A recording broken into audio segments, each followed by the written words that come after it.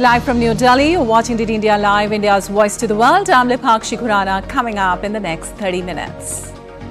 US President Joe Biden stays defiant as calls to him stepping aside grow louder and shriller. Within the party, says Trump shouting distracted him, calls his debate against Trump a bad episode. Iran's moderate candidate Masoud Pezeshkian wins runoff presidential election, defeating his hardline opponent Saeed Jalili. UK new Prime Minister Keir Starmer to hold first cabinet meeting on Saturday, vows to rebuild Britain.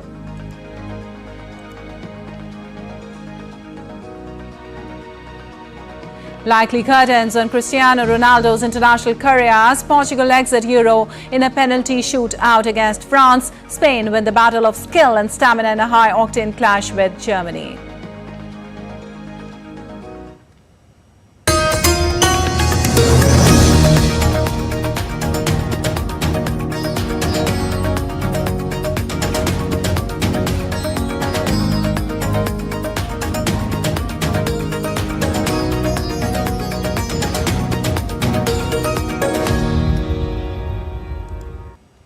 On to the details now. US President Joe Biden again called his debate against Donald Trump a bad episode. In a first interview following the presidential debate, Biden said that his shaky performance was due to poor preparation, exhaustion and illness. He added that it was no one else's fault but his own and that he hadn't rewatched his debate performance. It was a bad episode.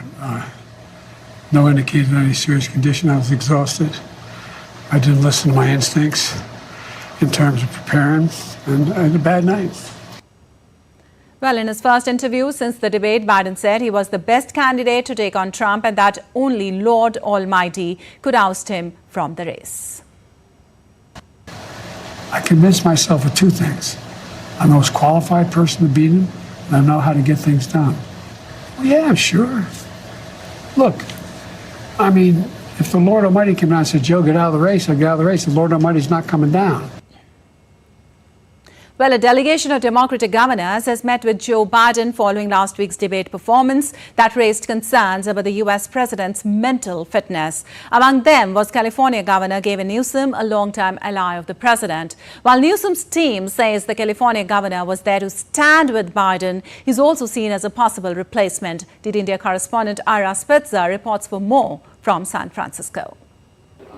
With simmering concerns over Joe Biden's lackluster debate performance, speculation continues to grow on who might step in if the 81-year-old president bows out of his re-election bid, even though he insists he won't.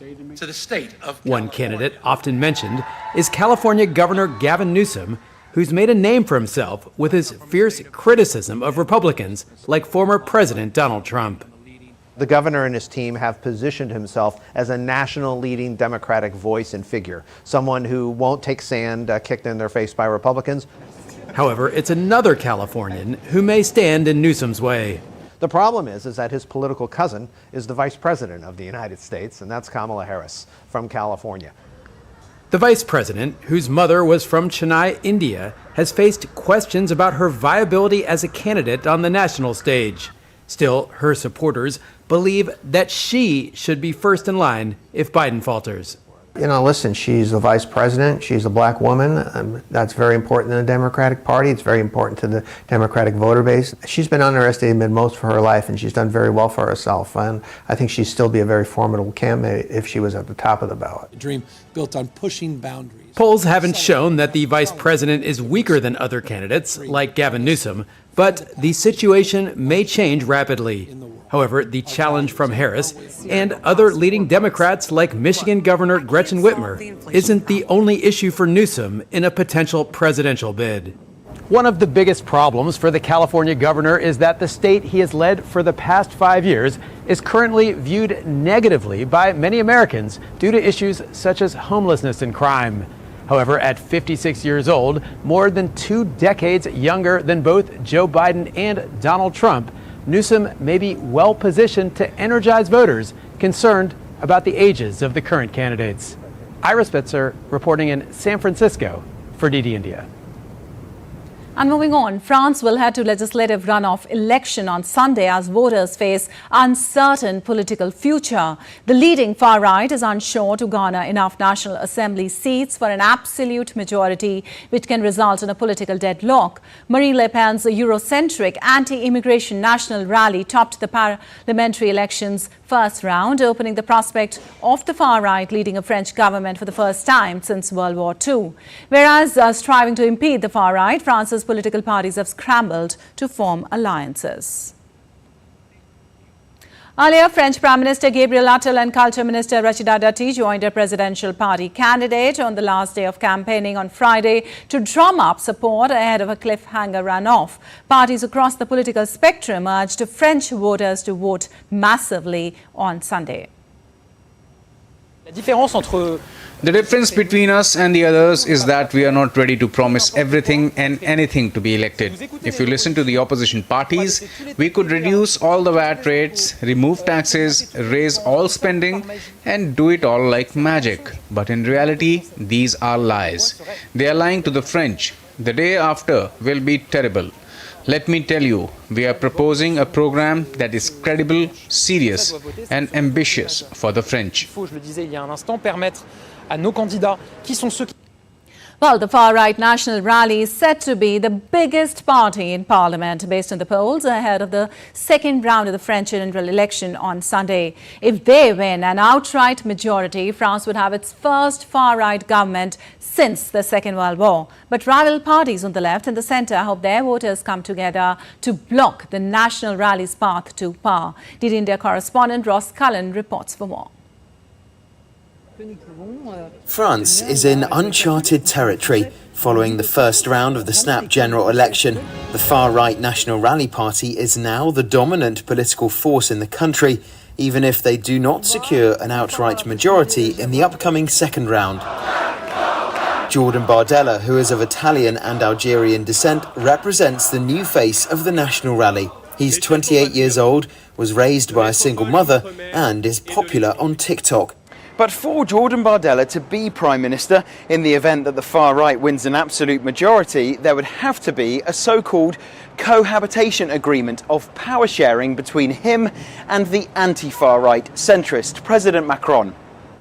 And Emmanuel Macron's once powerful Renaissance party is fading from view, projected to come third in the second and final vote. The leftist coalition, the New Popular Front, came second in the first round of voting. Its politicians have ambitions of their own for the runoffs. Despite four parties jostling for space under one umbrella, the alliance aims to create an upset, win a majority, and install a left-wing prime minister. Although the financial markets rallied after the first-round election results pointed towards a hung parliament, the political climate in France remains tense, with the potential for anti-nationalist demonstrations if the far right do take power. Ross Cullen in Paris reporting for DD India. Well, Iran's Interior Ministry announced the runoff presidential elections results on Saturday, declaring the low-profile moderate Masoud Pezeshkian as the winner. As per ministry, Pezeshkian defeated Saeed Jalili amidst a tight race. Polling ended at midnight in Iran after being extended 3 times for a total of 6 hours. The Interior Ministry said that voter turnout in Iran's runoff presidential election was at 49.8%. The runoff was conducted after a June 28th ballot with historically low turnout when over 60% of Iranian voters abstained from the snap election for a successor to Ibrahim Raisi following his death in a helicopter crash. And UK new Prime Minister Keir Starmer will hold the first meeting of his new cabinet on Saturday as he begins his tenure after a landslide victory. Keir got straight to work on Friday as he met King Charles and was formally named Prime Minister, assembling the country's first Labour cabinet in last 14 years. The Prime Minister confirmed Rochelle Reeves as Britain's first woman Chancellor and Angela Rayner as the Deputy Prime Minister. He pledged action to fix the country, not just words, and said that improvements would take time. The centre-left Labour won a massive majority in the 650-seat Parliament. And updates on the Russia-Ukraine conflict. The Russian Defense Ministry said forces have carried out group strikes with high-precision weapons and attack unmanned aerial vehicles on airfields, energy facilities and fuel storage facilities over the past week. It added Russian troops continue to advance on the front lines, taking control of several settlements in the Kharkiv region and Donetsk region, while Ukraine said its forces repelled multiple attacks as the Russian army continued to intensify its offensive operations. In Pokrovsk, Ukrainian forces repelled 17 Russian attacks. And visiting Chinese President Xi Jinping hailed his talks with Tajik President Emomali Rahmon as fruitful and rich in content, saying they signed a joint statement on the elevation of bilateral ties to a comprehensive strategic cooperation partnership in the new era, made a joint decision to build a China-Tajikistan community with a shared future defined by lasting friendship, sharing weal and woe, mutual benefits and win-win results from a higher starting point, and witnessed the exchange of more than 20 cooperation documents in various fields, which gives a new characterization to the bilateral ties and has opened up new prospects for bilateral cooperation. Chinese President, whose last state visit to Tajikistan came 5 years ago, said he once again felt the enduring brotherly friendship between the Chinese and Tajik people upon his return to the Central Asian country. And Kenyan President William Ruto announced sweeping spending cuts in the budget on Friday. The government has also slashed advisory staff by half and dissolved 47 state corporations. Ruto seeks to plug a $2.7 billion hole in the budget after withdrawing a controversial tax hike that sparked nationwide protest. The cuts outlined by Ruto will reduce government expenditure by $1.4 billion in the current fiscal year that started on the 1st of July. The remaining gap of 169 billion shillings will be covered through increased borrowing, raising Kenya's fiscal deficit to 4.6% of GDP from a targeted 3.3%. We have since, after extensive consultations, struck a middle ground, and we will be proposing to the National Assembly a budget cut of not the entire 346, but a budget cut of 177 billion, and borrowing the difference. Whatever we are going to borrow, the difference, will increase our fiscal deficit from what I intended to be 3.3% of our GDP. It will now go up to 4.6% of GDP. Well, Kansas highest court on Friday permanently barred the state from enforcing a law banning the most common second trimester abortion procedure, saying the ban violated the right to abortion under the state constitution that the court had recognized in 2019. The 5-1 ruling from the Kansas Supreme Court, with one of the 7 justices not participating, leaves in place a lower court order blocking the law, which banned a procedure known as dilation and extraction with a narrow exception for medical emergencies. The vote came after the U.S. Supreme Court overturned its landmark Roe v. Wade precedent, which had established a right to abortion nationwide, allowing many Republican-led states to ban or restrict abortion and triggering a wave of litigation. And still to come on this edition of DD India Live. IMD issues red alert across 9 states in North India. In Wimbledon Open, Jannik Sinner switches to cruise mode as he advances to the 4th round. An Indian cricket team will begin their 5-match series against Zimbabwe on Saturday.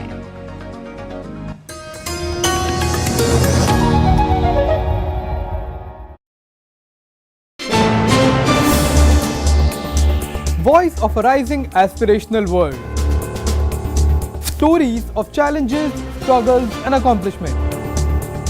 A world battling conflict, hunger and poverty. Embracing growth, development, science and technology. A voice of progress, a voice of unity. Watch Voice of the Global South with me, Akshay Dongre, only on DD India.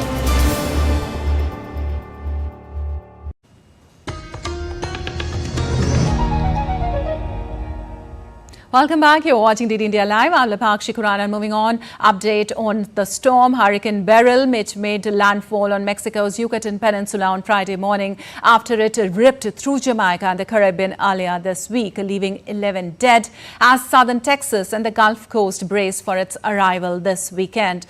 The core of the storm, downgraded from a hurricane, crossed the Yucatan Peninsula with its maximum wind speed slowing to around 65 miles after striking near the coastal beach resort of Tulum. The storm, which at one point intensified to a massive Category 5 hurricane, left a deadly trail of destruction across the Caribbean earlier this week. And affected by the tropical storm Beryl, tourists stranded at Cancun Airport, one of Mexico's hot spots. Passengers await their flights in long lines and corridors. According to the local media, Cancun International Airport had 332 cancelled flights on Friday.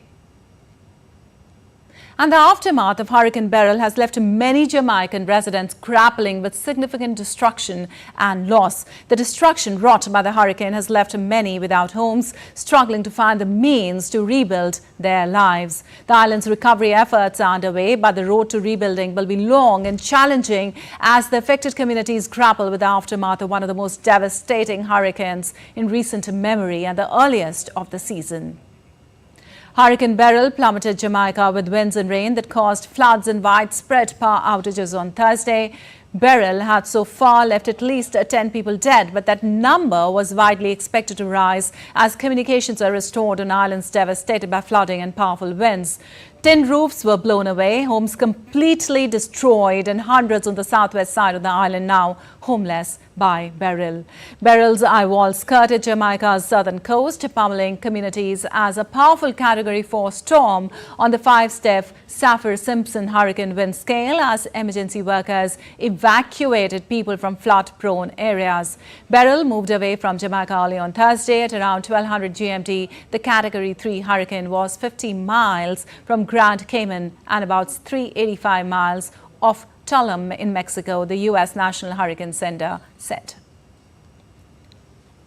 And some other weather updates now. Massive landslides and floods triggered by continuous rainfall plagued China's central Hubei province on Friday. Record rains have swarmed southern and eastern regions downstream of the middle and lower reaches of the Yangtze River, damaging farmlands and washing away small businesses along village roads.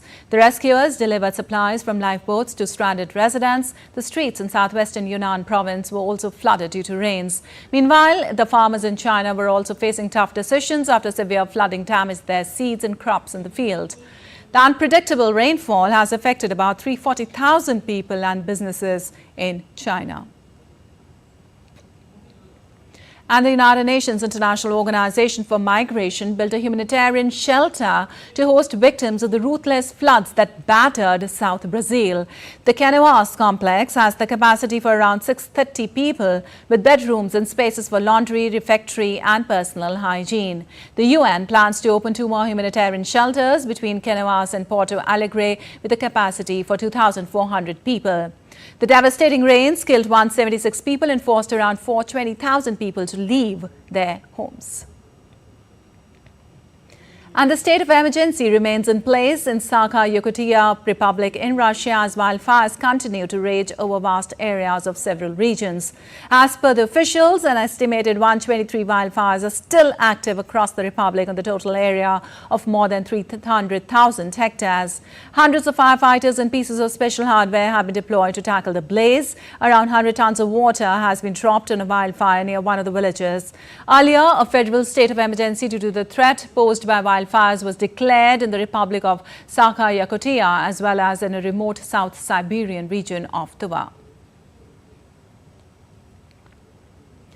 And a wildfire also broke out in Mariposa in California on Thursday, rapidly consuming significant acreage and prompting evacuation orders. The fire, fueled by dry conditions and strong winds, has already burned over 800 acres and continues to spread. Firefighters are working to contain the blaze, but the challenging weather conditions are hampering the efforts. The intense heat wave gripping the region has exacerbated the situation, leading to increased fire activity and making containment efforts more difficult.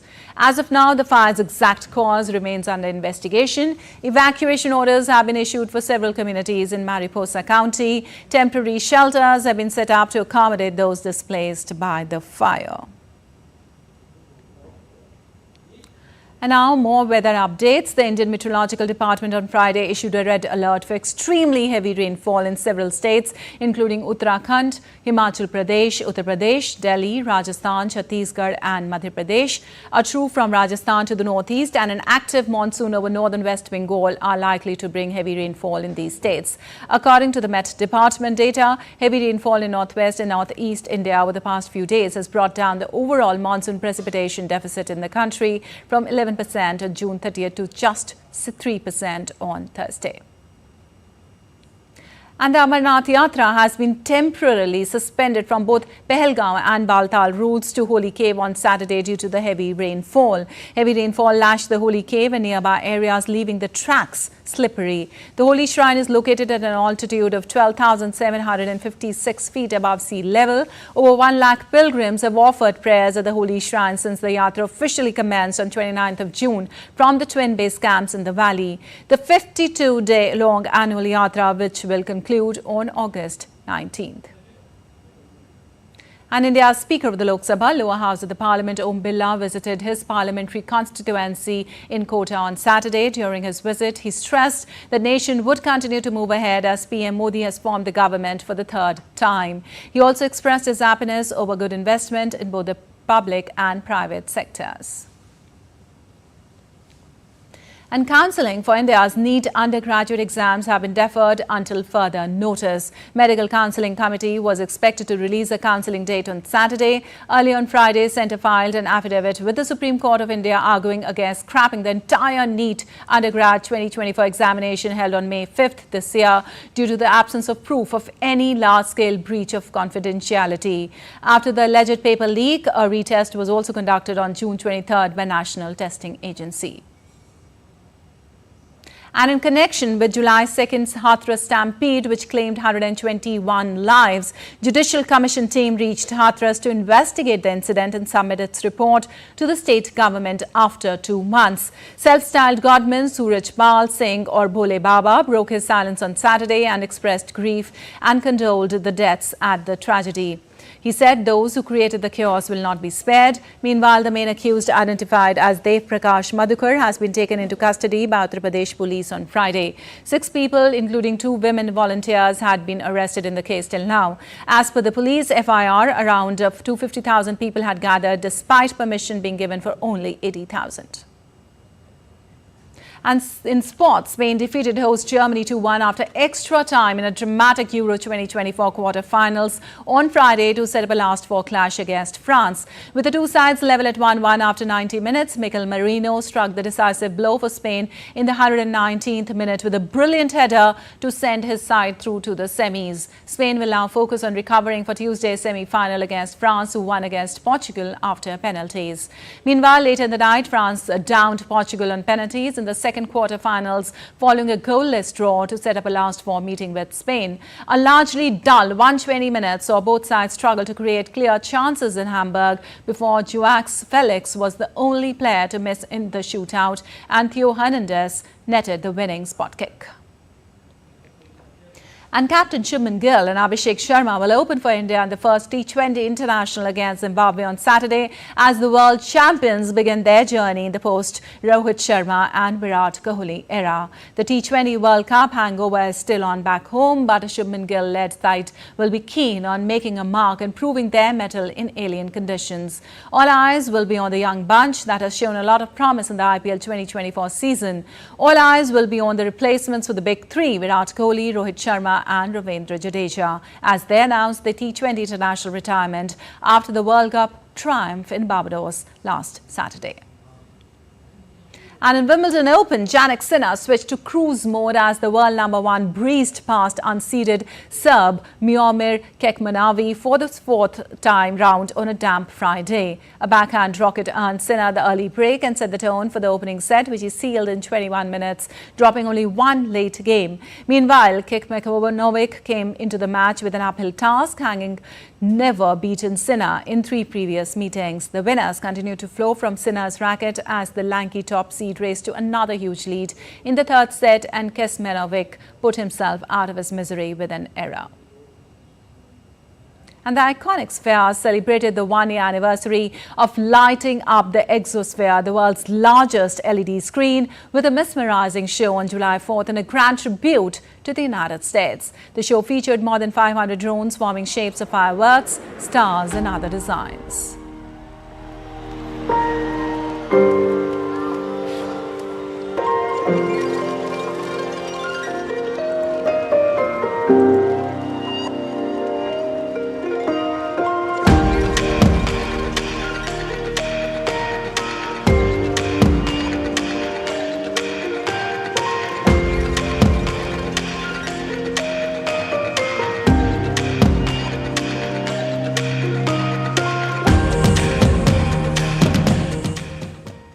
All right, that's all for this edition of DD India Live, but let us know your thoughts on the news of the day. For those on the go, you can get all the latest news and updates from India across the world on the DD India mobile app. The app is available on both Android and iOS platforms. Scan the QR code on the screen to download now. We'll be back with more news as it breaks here on DD India. I'm Lipakshi Khurana from all of us here in Delhi. Thanks for watching DD India Live.